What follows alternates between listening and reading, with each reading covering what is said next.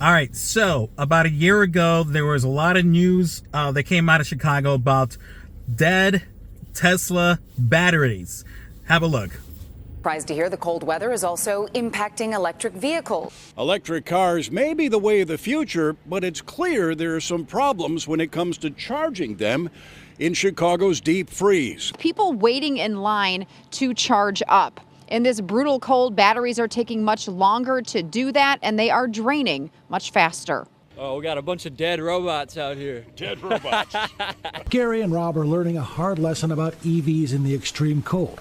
They just don't go as far as they usually do. The sub-zero temperatures taking a toll on the electric batteries. This Uber driver frustrated. The wait, you might wait an hour, it takes 2 hours to charge. Making matters worse, EVs take longer to charge the colder it is outside. So really in this video, I really want to talk about elaborating a little bit more of what they have to say, and also really talking about preparing yourself, preparing your electric vehicle in a deep freeze like we're about to go into here in Chicago. Currently right now it is 10 degrees Fahrenheit. 10 degrees Fahrenheit is going to go below 0 Fahrenheit in the next few hours, and in the next day from this recording it's going to get even colder. So I'm going to give you guys some very informative tips and how to take care of your electric vehicle in a deep freeze. My name is Merch Batista and this is Charging the Road.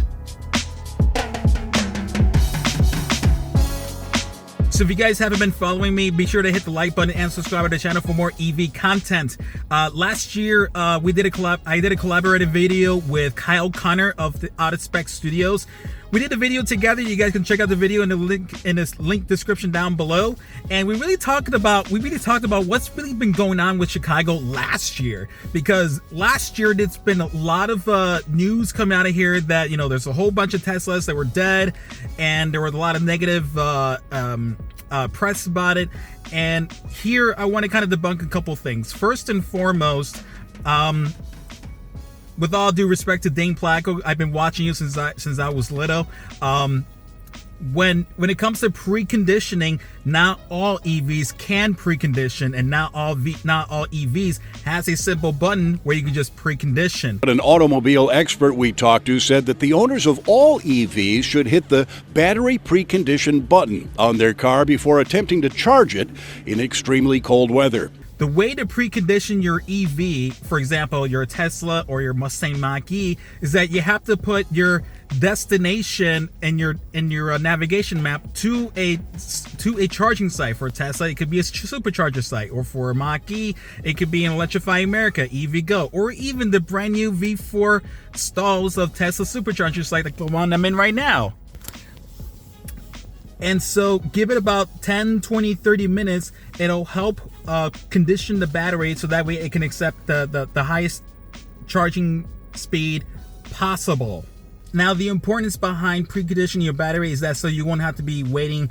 That way you won't have to be charging for hours and hours and on, like some of the people that it's been on the news talking about, oh, I gotta charge my car, it's gonna take like 2 to 4 hours. So that's because you gotta precondition your car. There's some cars that can't precondition, like the Chevrolet Bolt and the Kia Niro. If I'm mistaken by that, please let me know in the description down below, but I do believe, I know the Kia Niro cannot precondition, and I believe the Chevrolet Bolt cannot keep precondition. However, to solve that problem, all you got to do is just continuously drive your car for a few hours, and really at the end of the day, go ahead and charge up your vehicle, which leads to me the next tip. Now, if you are driving your electric vehicle on a daily basis, if you need to charge in the morning because you're low, go ahead and charge in the morning. But my suggestion is have a full battery charged up. I wouldn't say not just a full battery, but basically have your EV charged up the day before. So for example, if your battery is at 80% state of charge to start off for the day, you go to work, you run your errands, or if you're a rideshare driver, you're going to be driving down everything, that's fine. At the end of your day, go to a charging site. If you don't have home charging, go to a charging site, charge up to 80 to 90% state of charge, come back home. That way your battery will not die, and so that way, like, when you are driving around for the day, your battery is already warm enough to the point where you are charging at an optimal speed. Now, another tip to share you is about optimizing your vehicle in general, as in like, okay, if your EV, which I would believe all EVs would have this, has an eco mode. During the winter time, turn on the eco mode. That will help preserve and save the battery. That will preserve your battery from, dying faster than doesn't normally be. And then now, as far as keeping the cabin warm, if you want your cabin to be nice and toasty, by all means. However, it will kill your battery a little bit more in the long run. So my suggestion is, set the temperature to like maybe 71, 72 degrees. Set it on the lowest auto setting possible. That will really help with your battery efficiency and keep your cabin toasty enough. And also another tip too, while you're DC fast charging, go ahead and turn off your climate control and then turn on your steering wheel and your heated seats, your heated steering wheels, because the heated seats and heated steering wheels will not be using the high battery pack. It'll be using your 12-volt battery pack.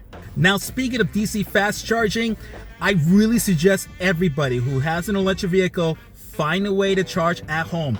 Look, if you don't have the ability to do a level 2 charging, which is having a dedicated charging unit that will plug into a NEMA 1450 outlet. If you don't have that, you're going to have a 120 volt outlet anyway. So most EVs would probably be equipped with a portable charger, which has the ability to charge any normal regular household outlet. Now keep this in mind, if you are charging with a regular household outlet, it's going to charge extremely slow, so please do not complain about it, because really the optimal way to charge your electric vehicle at home is having a NEMA 1450 220 volt outlet.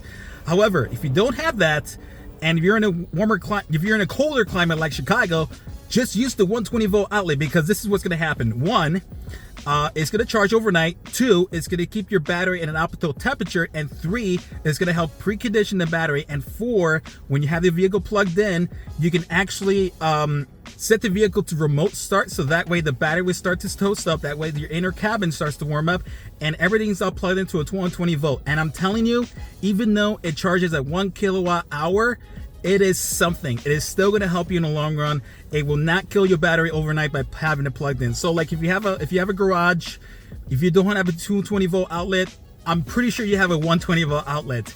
Use that, have the vehicle plugged in overnight. Even though it won't charge as much, it will help the battery. It will help you with your EV to keep it nice and toasty and keep the battery, the high voltage battery optimal. Now, if you're an apartment dweller or just reviews to charge at home and you have to rely on DC fast charger, well, guess what? I want you to check out this video, the recent video I did, and let you know what are the negative effects of relying on DC fast charging. The real quick points here is that, listen, in United States of America, there isn't enough charging units to accommodate everybody, unfortunately. But there are Tesla supercharging sites that are pretty mega at this point. Like, for example, the site I'm in right now is a 52 stall near Chicago O'Hare Airport. He's able to accommodate a lot of us. In fact, like half the site is actually occupied now. All of them Teslas, except for me, I think, or maybe there's a Rivian out there. I don't know. But keep this in mind, when you're doing DC fast charging, it's going to take longer to charge because it's cold outside. The amperage is cut by half because of the cold, and there's going to be a lot of full charging stations because a lot of people are going to be it's taking longer to charge up, and a lot of these people are going to be charging to like 90 to 100% because the range is cut by like 20, 30, 40%. And I don't blame them if they have to charge to 100%. But again, check out the video with the card I left up in the top right corner. It explains more about relying on DC fast charging in a colder climate like Chicago. Now, if you don't have a place to keep your vehicle in a garage and you're leaving it outside in a deep freeze, I want you to keep this in mind though. Again, going back in the very beginning, you want to charge up your car before the end of the night, okay? One important thing is that, you know, when you're charging at the end of the day, your battery's already warm enough, so that's why it's going to start accepting faster charge as fast as it could. Now, also, too, when you're done for the night, you park your car outside, it's got enough battery, so that way, like, okay, if it does somehow drain by a few percentage, at least you have some cushion, okay? Now, if you don't charge your vehicle, if you don't charge your EV, and like say for example your battery is down to 10%, it could fall down to like 5%, 2%, or who knows, maybe it can even like completely drain your battery. Which leads me to another point, which we'll get to in a second. But I want you to check out this video I did last year showing what would happen if you leave your EV in a deep freeze in a low battery pack. It's quite interesting.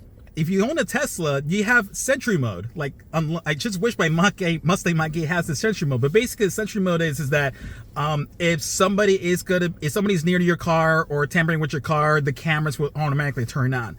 Now, that actually drains the battery itself. So if you're living in a colder climate like Chicago, you know, your choice. If you want to leave, I think like for the city of Chicago, you probably want to leave it on anyways, but it does drain your battery. So if you are worried about that, if your Tesla's battery is like down to 20%, turn off Sentry mode. So that way it won't drain as much as it should. Okay. So don't forget about that tip. And don't forget to, like, the lower your battery, the lower and colder your battery is, the less performance you're going to get. So like, for example, if you're down to like 30, 25, 20% of the battery, you're accelerating and it feels like it's not accelerating as fast enough, and you may think there's something wrong with the electrical components. Itself is not, there's nothing wrong with it. It's just that it's too cold for it to like really give a full power, because the battery itself is maybe down to like 35, 25, I hope it's not 15 degrees Fahrenheit, but I've seen my battery go as low as 29 degrees Fahrenheit.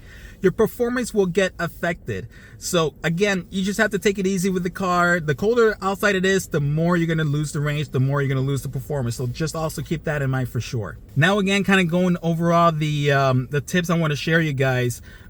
If you have an electric vehicle and the deep freeze is about to come in your part of the country, these are the very simple tips. If you have a garage, put your EV in the garage. Have it plugged in. Doesn't matter if it's 120 volt or 220 volt, have it plugged in. At the end of the day, charge up your EV to at least 80% state of charge, or at least have it above 50% state of charge. You're going to be okay. If you're relying on DC fast charging, plan it out. You know, if there's a site that has a lot of stalls, go to that site, even if it's like 10, 12, 14 miles away, like I am for me. Like, my house is on the other side of town, but I come here because this site is always open. It's always open. So if you're relying on DC fast charging, keep in mind that a lot of the charging stations, like non-Tesla charging stations, even some of the Tesla charging stations, they're going to be full. So just keep that in mind. So always plan ahead if you can. Now, if you're gonna leave your car outside, just make sure your battery is above 80% state of charge, and don't forget that your performance will get affected. And then also, like, if you're down to 30% of the battery, 30% state of charge, maybe consider start charging up your EV. Now, keep this in mind though, like, even though the battery percentage may matter, what matters more is how many miles you have left. Like, say for example, you could be at 25% state of charge and then have 50 miles left. Or you could be at 25% state of charge and have about 10 miles left. That is a huge difference. So even though we do say start plugging anywhere between 25 to 30% state of charge, keep an eye of how many miles you have left. If you have 50 miles left, consider start charging. If you're down to 30 miles, you might want to start looking for charging now. If you're down to 20%, if you're down to 20 miles, go somewhere as close as you can. You go to a site, and if it's full, just wait there. Turn off your climate control, or at least lower down your climate control, and rely on your heated seats, which I do hope you have heated seats. So always keep that in mind for sure, because you don't want anybody to be dead in the water, like some of the news that happened last year. So I hope that's a lot of helpful tip for you guys. I've been driving my Mustang Mach-E for the last 4 years. I've been watching countless YouTube videos. I follow out of Spec Studios. Kyle and I are good friends. We talk about all the common things that happen in the cold climate. So please take these tips very seriously. If you guys do have any questions, feel free to leave the comments in the comment section down below. I'll be more than happy to answer. If there's anything wrong I got into this video, please by all means correct me and so forth. And if you guys want to and if some of you guys want to just make fun of us because we're EVs and gas is better, well, go ahead by all means. But how many times have I seen gas powered vehicles stall on the street?